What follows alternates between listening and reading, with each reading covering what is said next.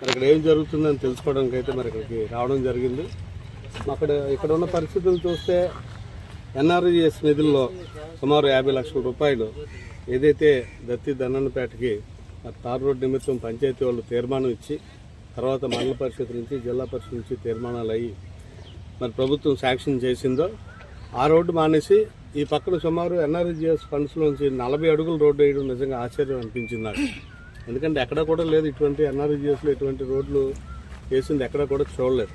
ఎందుకంటే ఇది కేంద్ర ప్రభుత్వ నిధులతో ఎన్ఆర్ఈజిఎస్లో గౌరవ ముఖ్యమంత్రి గారు అవనండి, డిప్యూటీ ముఖ్యమంత్రి గారు పవన్ కళ్యాణ్ గారు అవనండి, ఆయన పంచాయతీరాజ్ మినిస్టర్ అయిన తర్వాత మరి రాష్ట్రంలో ఎన్ఆర్ఈజిఎస్ ఫండ్స్ అన్ని 100% ఖర్చు పెట్టాలన్న ఉద్దేశంతో ఎన్నో వర్కులు శాంక్షన్ చేసి, ఉదాహరణకి మా కాన్స్టిట్యున్సీలోనే సుమారు 100 కోట్లకు పైగా మరి శాంక్షన్స్ అయితే ఇవ్వడం జరిగింది.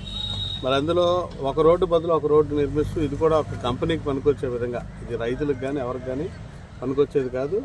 అది కూడా ముఖ్యంగా ఈ చెరువులోని సుమారు 4-5 ఎకరాలు ఆక్యుపై చేస్తూ మరి ఈ రోడ్డు నిర్మించడం చాలా దురదృష్టకరం. మరి అధికారులు ఏం చేస్తున్నారో, లేకపోతే అధికార నిర్లక్ష్యమా, మరి పత్రికల్లో చూసినా లేకపోతే టీవీల్లోని వార్తల్లో చూసినా మరి ఇదంతా కూడా రాజకీయ నాయకులు, బడాబాబులు వీళ్ళందరూ కూడా రియల్ ఎస్టేట్లకి సపోర్ట్ చేస్తూ ఈ రోడ్లన్నీ వేస్తున్నారు, రైతులను పట్టించుకోలేదు. ఒకవేళ రైతులు అడిగితే మా మీద కేసులు పెట్టే పరిస్థితి ఉంది, మమ్మల్ని బెదిరిస్తున్నారని చెప్పడం చాలా దురదృష్టకరం. ఈ ప్రభుత్వాల్లో ఇటువంటి కార్యక్రమాలు చేయడం, అధికారులు పట్టినట్టు ఉండడం చాలా దురదృష్టకరం అని తెలియజేస్తూ ఉన్నాను. అలాగే ఎవరైతే కన్సర్న్డ్ అధికారులు ఉన్నారో, ఇది చెరువులోంచి రోడ్డు వేస్తున్నారంటే ఇరిగేషన్ వాళ్ళకి సంబంధం ఉంటుంది, రోడ్డు వేస్తున్న పంచాయతీ రోజులకు ఉంటుంది. అలాగే ఇటువంటివి జరుగుతున్నప్పుడు రెవెన్యూ వాళ్ళు కూడా బాధ్యతగా మరి ఏం జరుగుతుందని తెలుసుకోవాలి. మరి ఇక్కడికి వచ్చేసరికి నేను ఈ విషయం మీద మా తహసీల్దార్ గారితో మాట్లాడడం జరిగింది. అలాగే మరి ఎంపీడీఓ గారితో మాట్లాడితే మాకేం తెలియదు సార్ దాని గురించి అనే పరిస్థితికి వచ్చింది. మరి ప్రతి దగ్గర కూడా పంచాయతీ సెక్రటరీ ఉంటారు, విఆర్ఓ వాళ్ళు ఉంటారు, మరి సచివాలయం సిబ్బంది ఉంది. వాళ్ళకి ఎప్పటికప్పుడు ఇన్ఫర్మేషన్ తీసుకొని మరి ఇటువంటి జరగకుండా చూడాల్సిన బాధ్యత ఉన్న అధికారులే మాకేం తెలియదు అన్నది చాలా దురదృష్టకరం. అలాగే జిల్లా యంత్రాంగాన్ని కూడా మొన్న కలెక్టర్ గారితో కూడా మాట్లాడడం జరిగింది. మరి ఆ రోజు మాట్లాడిన తర్వాత ఆ రోజు రాత్రికి ట్రెంచ్ కటింగ్ ఒకటి జరిగింది ఇక్కడ, నేను అది కూడా చూడడం జరిగింది మరి వాట్సాప్లోని. మరి పంచాయతీ వాళ్ళు పైప్ లైన్కి తవ్వారో లేకపోతే ఈ రోడ్డుకి ట్రెంచ్ కటింగ్ చేశారో అన్నది అర్థం లేదు. కాకపోతే ఇప్పుడున్న పరిస్థితుల్లో చెరువులో ఏదైతే రోడ్డు ఉందో ఈ రోడ్డుని పూర్తి స్థాయిగా తీయాలి. లేకపోతే ఏముంది 4 రోజులు పోయాక మళ్ళీ ట్రెంచ్ కటింగ్ కొట్టిందని దాన్ని మళ్ళీ క్లోజ్ చేసుకొని మళ్ళీ రోడ్డుని వాడుకునే పరిస్థితి ఉంది. ఇక్కడ చాలామంది రైతులందరూ కూడా పోరాటం చేస్తూ ఉన్నారు. ఇక్కడికి ప్రజాప్రతినిధులు వచ్చారు, రైతులు వచ్చారు. అలాగే ఒక్క చెరువు గర్భమే కాకుండా కోదండ రామాలయానికి సంబంధించి కూడా సుమారు 400 ఎకరాలు ఇక్కడ ఉంది. వైజాగ్లో ఉన్న కోదండ రామాలయం ఆ రోడ్లోంచి కూడా సుమారు 500 మీటర్లు రోడ్డు కూడా వేయడం జరిగింది.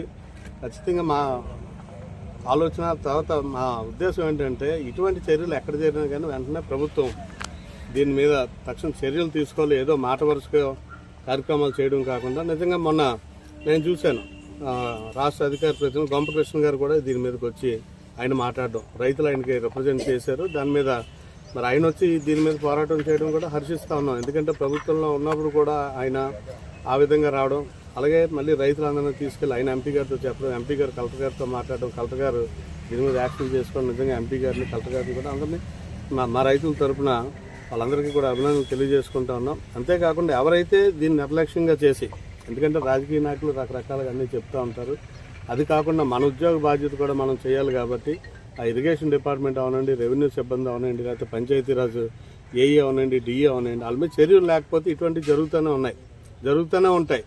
ఇక్కడే కాదు, తర్వాత నరపం ఏదైతే వీరభద్రాపురంలో కూడా రేపు ఇంకొక రియల్ ఎస్టేట్ ఒక వెంచర్కి మరి రోడ్డు వేయడానికి అక్కడ కూడా రంగం సిద్ధమైంది. అలాగే జిల్లాలో ఉన్న మంత్రి గారు అవనండి, లేకపోతే ఇన్ఛార్జ్ మినిస్టర్ గారు అవనండి, అసలు ఏం జరుగుతుంది, ఈ నియోజకవర్గంలో ఏం జరుగుతుంది, జిల్లాలో ఏం జరుగుతుందని వారు కూడా శ్రద్ధ పెట్టి చూడకపోతే ఖచ్చితంగా ప్రభుత్వానికి చెడ్డపేరు.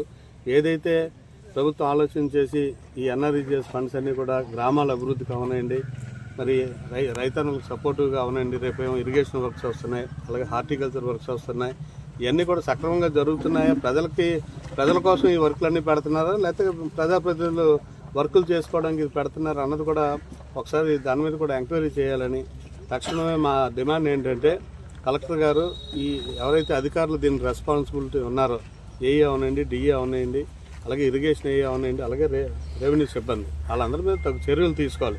లేకపోతే ఎందుకంటే మాకు తెలియదనే పరిస్థితిలో డిఈ గారిని అడిగితే నాకు తెలియదు సార్ అనే పరిస్థితి. మరి వాళ్ళకి తెలియకుండా ఎలాగ శాంక్షన్స్ వచ్చాయి? ఎస్టిమేట్ వేయాలి కదా.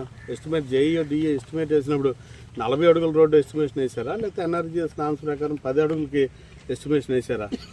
అలాగే మొన్న కొత్త హౌస్లో కూడా హై స్కూల్ పక్క నుంచి కూడా ఒక రోడ్డు శాంక్షన్ అయితే ఇంకో రోడ్డు మరి దాన్ని కూడా సిమెంట్ రోడ్డు వేయడం జరిగింది. అక్కడ పరిస్థితి ఏంటంటే ఎవరైతే వెనకాల లేఅవుట్ ఉన్నారో లేఅవుట్ వాళ్ళు రోడ్డు వేసుకోవడానికి డిపార్ట్మెంట్ వాళ్ళని బిల్ చేసుకోవడానికి కన్నా ఒక అగ్రిమెంట్తో అక్కడ కూడా పని చేసుకున్నారు. దాని మీద కూడా మేము మాట్లాడడం జరిగింది. అది కూడా బిల్ చేయొద్దని చెప్పడం జరిగింది. ఇక్కడే కాదు ప్రతి చోట కూడా ఎల్కోటకు వచ్చేసరికి చంద్రూరు గ్రామంలో ఏదైతే ఆర్ఎన్బి రోడ్డు ఉందో ఆర్ఎన్బి రోడ్డుకి ఇరువైపులో కూడా మళ్ళీ రోడ్డు వేసే పరిస్థితి. ఎందుకంటే ఆర్ఎన్బి రోడ్డుకి ఒక లిమిట్ ఉంటుంది. రోడ్డు నుంచి ఒక 20 అడుగులో 30 అడుగులో ఇది ఆర్ఎన్బి అనేసి మరి ఆ రోడ్లో కూడా పంచాయతీరాజ్ వాళ్ళు వెళ్ళి మరి రోడ్లు వేసే పరిస్థితి, కాలువలు వేసే పరిస్థితి. మరి ఇక్కడ వీళ్ళు చెప్తా ఉన్నారు ఈ రోడ్డుకి ఇంకా అటు ఇటు 10 అడుగుల దూరంలోనే గోడ కడతారంటే ఇది కంపెనీ వాడు ఒకడే వాడుకోవడానికి అన్నట్టు ఇక్కడ రైతన్నులందరూ చెప్పడం జరుగుతుంది.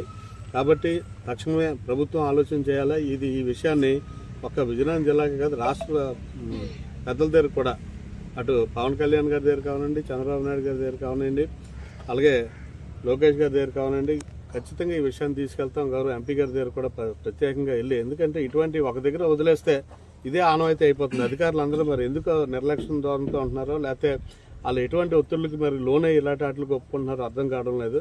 ఎక్కడో దగ్గర చర్యలు తీసుకుంటే ఇటువంటి వాటికి అరికట్టడం జరుగుతుంది. కాబట్టి తక్షణమే ఒక ఎంక్వైరీ చేసి కలెక్టర్ గారు ఈ అధికారులు ఎవరైతే ఉన్నారో వాళ్ళ మీద చర్యలు తీసుకోవాల్సిందిగా కోరుతారు.